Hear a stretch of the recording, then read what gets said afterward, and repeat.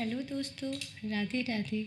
आज की इस सीरीज़ में मैं आपको सकारात्मक नज़रिया कैसे विकसित करें इस बारे में बताने जा रही हूँ। नज़रिया बदलने के 8 कदम होते हैं। 8 स्टेप टू एटीट्यूड चेंज। अगर हम सकारात्मक नज़रिया बनाना चाहते हैं तो हमको जो है ये 8 कदम उठाने होंगे और मैं अपनी हर एक सीरीज़ में एक एक कदम के बारे में आपको एक स्टेप के बारे में आपको बताऊंगी। पहला स्टेप है अपनी सोच बदलें और अच्छाई खोजें। Change focus. अपना जो फोकस है उसे चेंज करें। लुक फॉर द पॉजिटिव और पॉजिटिविटी की तरफ देखें। जैसे हमें अच्छी चीज़ों का खोजी बनना पड़ेगा। हमें ज़िंदगी के सकारात्मक पहलू पर ध्यान देना पड़ेगा। किसी इंसान या किसी हालात के बुरे पहलू के बजाय उसके अच्छे पहलू पर गौर करना शुरू करें। हम में से ज़्यादा लोगों को अपनी ही सोच का माहौल इस ढंग से ढाल देता है कि हम गलतियों और कमियों को ढूंढने के आदी हो चुके हैं और इसलिए तस्वीर का अच्छा पहलू हमसे अनदेखा रह जाता है। इसी पे मैं आपको एक कहानी सुनाती हूँ जिसका टाइटल है सोने की तलाश में। Look for the gold. Andrew Carnegie अपने बचपन के दिनों में ही स्कॉटलैंड से अमेरिका चले गए।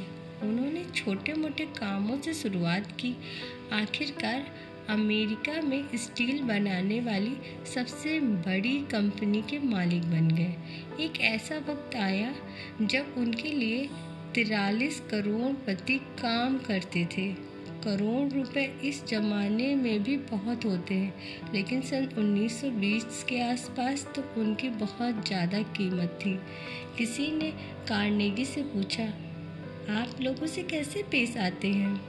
उन्होंने जवाब दिया, लोगों से पेश आना काफ़ी हद तक सोने की खुदाई करने जैसा है।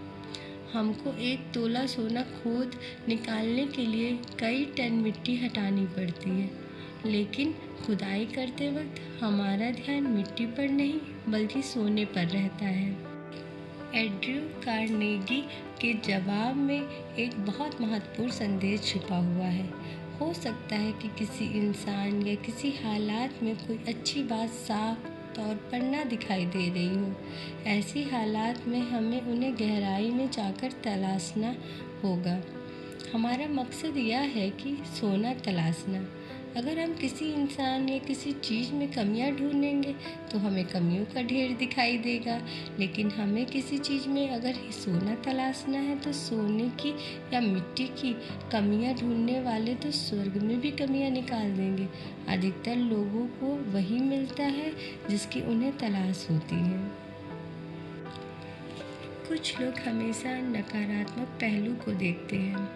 नकारात्मक नज़रिए वाले लोग हमेशा नुस्ख निकालते हैं। जैसे कि negative people will always criticise. कुछ लोग हर चीज़ में नुस्ख निकालते हैं, कमियां ढूंढते रहते हैं। काम भले ही बहुत अच्छी तरीके से किया गया हो, पर उन्हें उनमें उससे कोई फ़र्क नहीं पड़ता। ऐसे लोगों को सिर्फ उनमें कमियां ही निकालना है। वे पेशेवर आलोचक होते हैं। वे इस तरह नुक्ताचीनी करते हैं कि उन्हें इसके लिए किसी प्रतियोगिता में इनाम मिलने वाला हो। वे हर एक इंसान में हर एक हालात में कोई ना कोई नुस्ख ढूंढ ही लेंगे। हमें ऐसे लोग हर दफ्तर हर परिवार में मिल जाएंगे।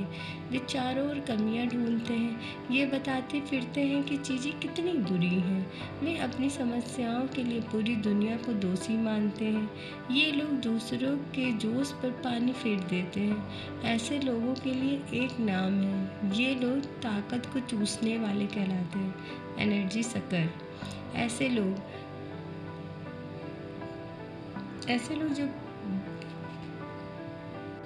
ऐसे लोग कैफेटेरिया में जाकर 20 कप चाय पिएंगे, सिगरेट के लंबे लंबे कस खींचेंगे और यह सब करने का उनके पास केवल एक बहाना रहता है कि वे अपने तनाव को दूर कर रहे हैं। हकीकत यह है कि ऐसा करके वे खुद के लिए और दूसरों के लिए तनाव बढ़ा रहे हैं। वे प्लेग की बीमारी की तरह मायूसी पैगाम फैलाते हैं और ऐसा माहौल पैदा करते हैं कि नतीजे बुरे या गलत हों।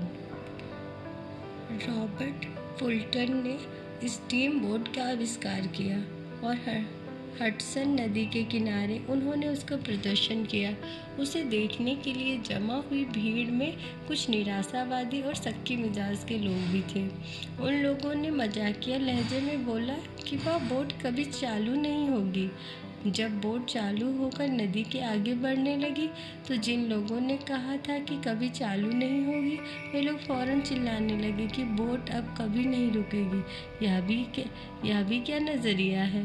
कुछ लोग हमेशा नकारात्मक पहलू को देखते हैं। निराशावादी किसे कहते हैं? निराशावादी के लक्षण क्या है, मैं आपको ये बताती हूँ।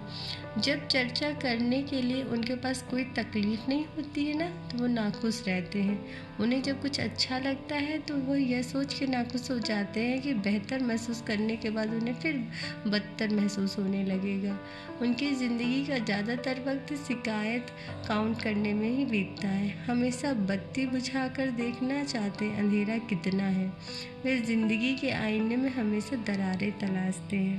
ऐसे लोगों से इसलिए आप बच के रहिए और अपने पे काम करिए।